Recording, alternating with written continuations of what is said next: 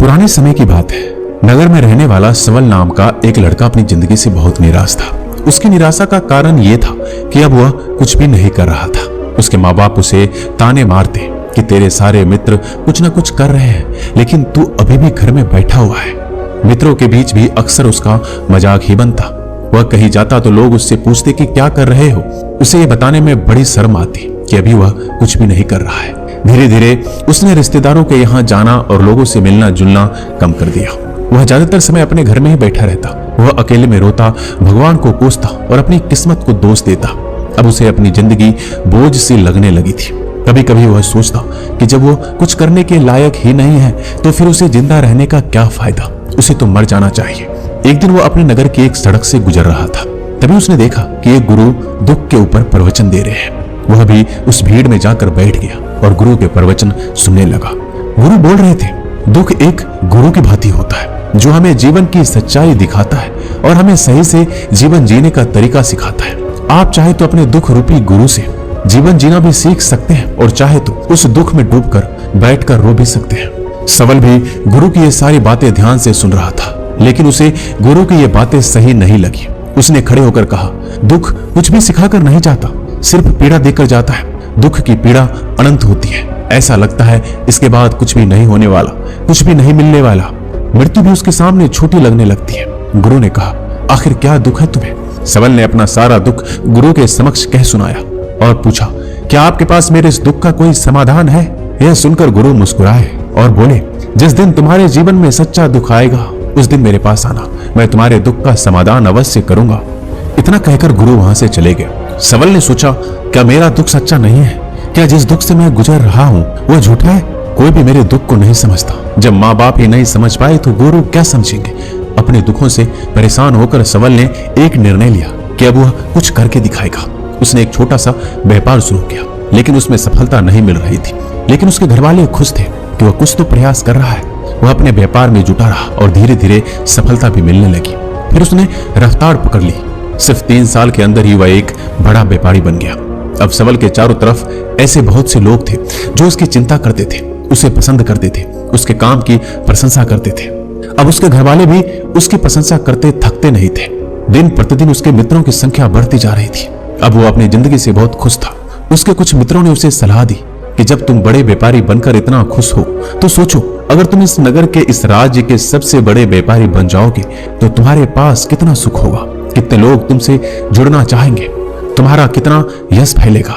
स्वयं राजा भी तुमसे मित्रता करना चाहेंगे और जरूरत पड़ने पर तुमसे ही धन उधार लेंगे। मित्रों की यह बात सवल के मन में घर कर गई। अब उसने और भी धन कमाने का प्रयास शुरू कर दिया, लेकिन उसे यह सब अब जल्दी चाहिए था। वह सब कुछ प्राप्त करने में अपना ज्यादा समय बर्बाद नहीं करना चाहता था, इसलिए उसने ऐसे भी कार्य करने शुरू कर दिए जो उचित नहीं थे। उसने बड़ी मात्रा में अपने मित्रों से उधार लेना शुरू कर दिया। ज्यादा मुनाफा कमाने के लालच में अपने सामान में मिलावट करने लगा। उसने दूसरे व्यापारियों के खिलाफ षड्यंत्र भी रचे। उसने डराया, धमकाया। जैसा जैसा उसका मित्र कहते गए वही करता गया। वह इन तरीकों से ज्यादा धन तो कमा रहा था, लेकिन अब उसके जीवन में सुकून नहीं था। उसके मन की शांति गायब हो गई थी। उसे रातों में नींद नहीं आती थी। वह किसी उधेड़ बुन में लगा रहता था। सुख साधन की सारी वस्तुएं होने के बाद भी उसे किसी में सुख नहीं मिल रहा था। एक दिन सवल अपनी बग्गी में सवार होकर कहीं जा रहा था। तभी रास्ते में उसे गुरु का आश्रम दिखा। वह रुक गया। वह गुरु के पास जाकर बोला, गुरुदेव, आपने कहा था जब तुम्हारे जीवन में सच्चा दुख आए तब मेरे पास आना। मैं अब बहुत ही दुखी हूँ। मेरे रातों की नींद गायब हो गई है। मुझे कहीं सुकून नहीं मिल रहा। इस तरीके से सवल ने अपनी सारी समस्या गुरु के सामने कह सुनाई। गुरु ने कहा, जब तुम मुझसे पहली बार मिले थे तब भी तुम किसी दुख में थे। तुमने उस दुख से क्या सीखा? सवल ने कहा, मैंने सीखा कि सिर्फ सोचने और चिंता करने से कुछ नहीं होता। अपनी सोच को सच करने के लिए कर्म करना पड़ता है, और सिर्फ कर्म करने से भी कुछ नहीं होता। अपने कर्म को अंतिम पड़ाव तक ले जाना भी आवश्यक होता है। चाहे रास्ते में कितनी मुश्किलें आए, मन कितना ही निराश हो, कितना ही लगे कि अब आगे कुछ नहीं होने वाला है, तब भी ये मानकर चलो कि मैं जो कर रहा हूं उसमें मैं अवश्य सफल होऊंगा। लोग सिर्फ सफल व्यक्ति को सम्मान देते हैं, फिर चाहे कोई कितना अच्छा क्यों ना हो, वह लोगों की नजरों में बोझ ही होता है। यह सब सुनकर गुरु मुस्कुराए और बोले, यह असली दुख नहीं है। जब तुम्हारे जीवन में असली दुख आए तब मेरे पास आना, मैं उसका समाधान अवश्य करूंगा। सवल ने जाते समय गुरु को सोने के सिक्कों से भरा एक घड़ा भेंट किया। घड़ा देखकर गुरु ने कहा, यह मेरे किसी काम का नहीं, इसे उस पेड़ के नीचे गड्ढा खोद कर दफना दो। सबल ने गुरु के कहे अनुसार घड़े को पेड़ के नीचे दफना दिया और वहां से चला गया। कुछ दिनों तक व्यापार अच्छी तरक्की कर रहा था, लेकिन गलत व्यापार की वजह से धीरे धीरे उस व्यापार में घाटा होने लगा। उसकी सारी धन संपदा धीरे धीरे खत्म होने लगी और एक दिन ऐसा आया जब उसके पास कुछ भी नहीं बचा और वह कर्जे से लद चुका था। लेकिन वह निश्चित था, क्योंकि उसने सारा कर्ज अपने मित्रों से ही लिया था। वो सोचता था कि उसके मित्र बुरे समय में उसका साथ देंगे, लेकिन ऐसा कुछ भी नहीं हुआ। बुरा समय आते ही मित्रों ने अपना उधार मांगना शुरू कर दिया। उधार वापस न मिलने पर जान से मारने की धमकी भी दी। उसके चाहने वाले सब उससे दूर हो गए। उसके वो मित्र जो उसके साथ मौज मस्ती करते थे अब उससे दूर भागने लगे। उसके परिवार वाले उसके गलतियां और कमियां गिनाने लगे। उसकी सारी संपत्ति नीलाम हो गई। उसके पास कुछ भी नहीं बचा। उसने अपने पिता से सहायता मांगी तो पिता ने कहा, मेरे पास ये थोड़ी सी संपत्ति है, अगर मैं ये भी तुम्हें दे दूंगा तो मैं तुम्हारी माँ को कहाँ रखूंगा? ये संपत्ति हमारा आखिरी सहारा है। सबल के भीतर बहुत गहरा दुख था। उसके आसपास कोई नहीं था जो उसके दुख को समझ सके, उसे संभाल सके। लोगों से मिले इस धोखे और विश्वासघात की वजह से वो अंदर तक टूट गया। उससे लगने लगा कि अब जीने का क्या मतलब, अब तो मृत्यु ही एकमात्र सहारा है। वो आत्महत्या करने के लिए पहाड़ी की तरफ जा रहा था। तभी उसे याद आया कि गुरु ने कहा था, जब तुम्हारे जीवन में असली दुख आए तब मेरे पास आना। सबल गुरु के पास गया और अपना सारा दुखड़ा उन्हें सुनाया। आंखों में आंसू भरकर बोला, मेरे इस दुख का समाधान कीजिए गुरुदेव। गुरु ने कहा, जब तुम्हारे जीवन में असली दुख आए तब मेरे पास आना, मैं उनका समाधान अवश्य करूंगा। सबल ने कहा, क्या अभी जो मेरे जीवन में घट रहा है क्या वो दुख नहीं है? आखिर असली दुख होता क्या है? गुरु ने कहा, सबसे पहले तुम मुझे ये बताओ, इस दुख से क्या सीख मिला? सबल ने कहा, मैंने सीखा कि जो लोग हमारी सफलता, हमारी तरक्की की वजह से हमारे जीवन में आए हैं वो हमें धोखा अवश्य देंगे, क्योंकि बुरे समय में हमारे साथ खड़े नहीं होंगे।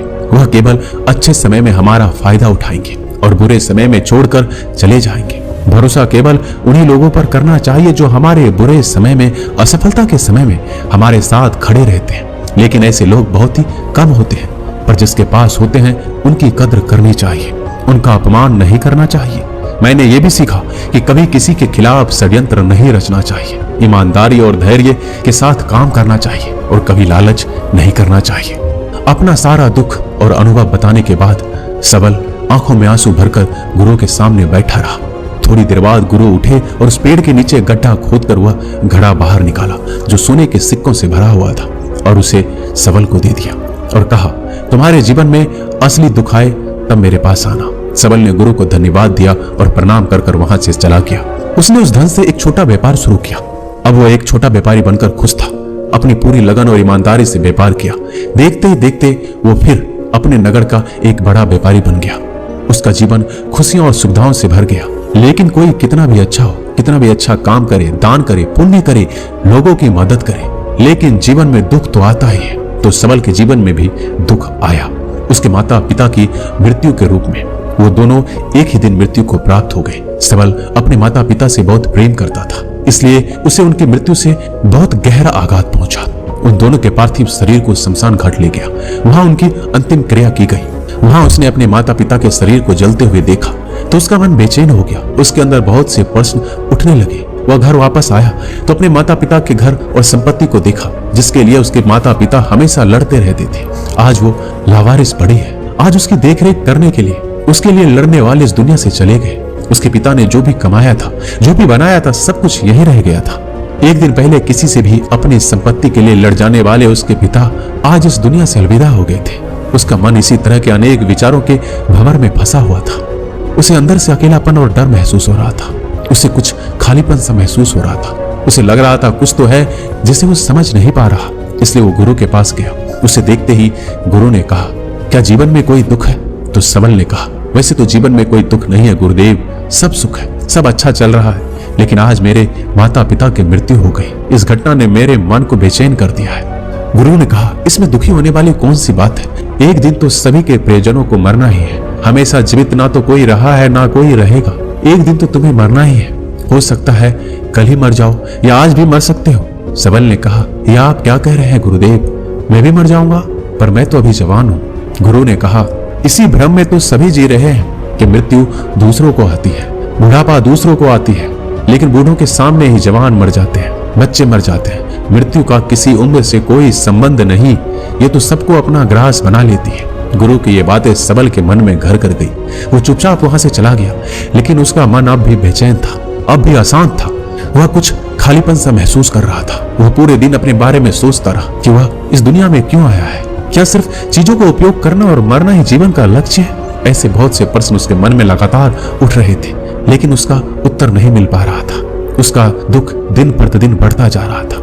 कुछ दिनों बाद वह फिर गुरु के पास पहुंचा और बोला, गुरुदेव, मैं बहुत दुखी हूँ। मैं ये नहीं जान पा रहा हूँ कि मैं कौन हूँ, इस दुनिया में क्यों आया हूँ। ये सुनकर गुरु मुस्कुराए और बोले, आज पहली बार तुम्हारे जीवन में सच्चा दुख पैदा हुआ है।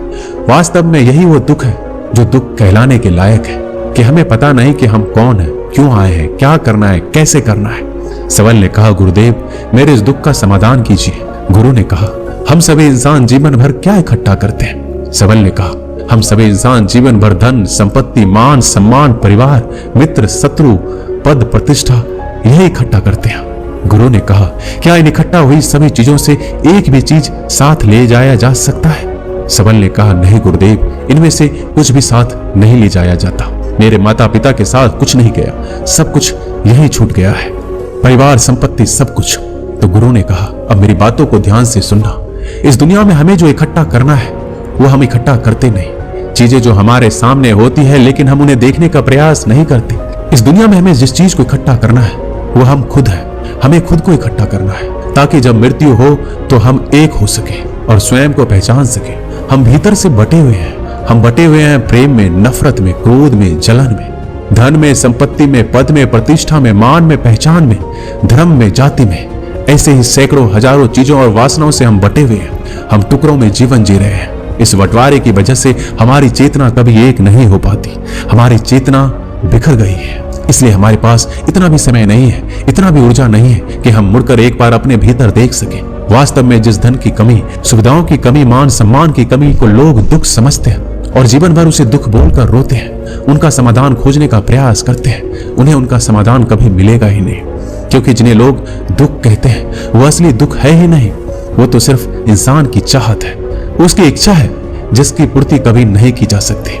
इसलिए यहाँ व्यक्ति को ऐसे दुखों का कभी समाधान मिलता ही नहीं। इसलिए इन सब के ऊपर अगर अपने दुखों का परम समाधान चाहिए तो सबसे पहले अपने आप को इकट्ठा करो। अपने ऊर्जा को इस संसार से वापस खींचो और एकत्रित करो। अपने ऊपर ध्यान दो, खुद पर ध्यान लगाओ। पहले अपने आप को पहचान लो, ऐसे ही बिखरते हुए मत चलो। सवल ने कहा, क्या गुरुदेव हमें ये संसार छोड़ देना चाहिए? अपने सभी इच्छाओं को मार देना चाहिए? किसी से प्रेम नहीं करना चाहिए? धन संपत्ति इकट्ठा नहीं करना चाहिए? मान सम्मान की आशा छोड़ देनी चाहिए? गुरुदेव ने कहा, एक बिखरे हुए मनुष्य के अंदर से कामनाएं, इच्छाएं और वासनाएं ऐसे ही निकलती है जैसे पहाड़ से कोई पत्थर गिर रहा हो, जिस पर पहाड़ का कोई नियंत्रण नहीं है सिवाय देखने, परेशान होने और कुछ खोने के। इसी प्रकार एक बिखरे हुए मनुष्य की इच्छाएं अनियंत्रित और दुखदायी होती है। उसका अनियंत्रित मन कुछ भी इच्छाएं और कल्पनाएं करता रहता है और दुखी होता रहता है। लेकिन जब व्यक्ति एकत्रित हो जाता है तो वो जो भी करता है उसके नियंत्रण में करता है, तब इच्छाएं भी उसकी इच्छा से निकलती है। सवल ने कहा, गुरुदेव आपने मेरे सच्चे दुख का समाधान कर दिया।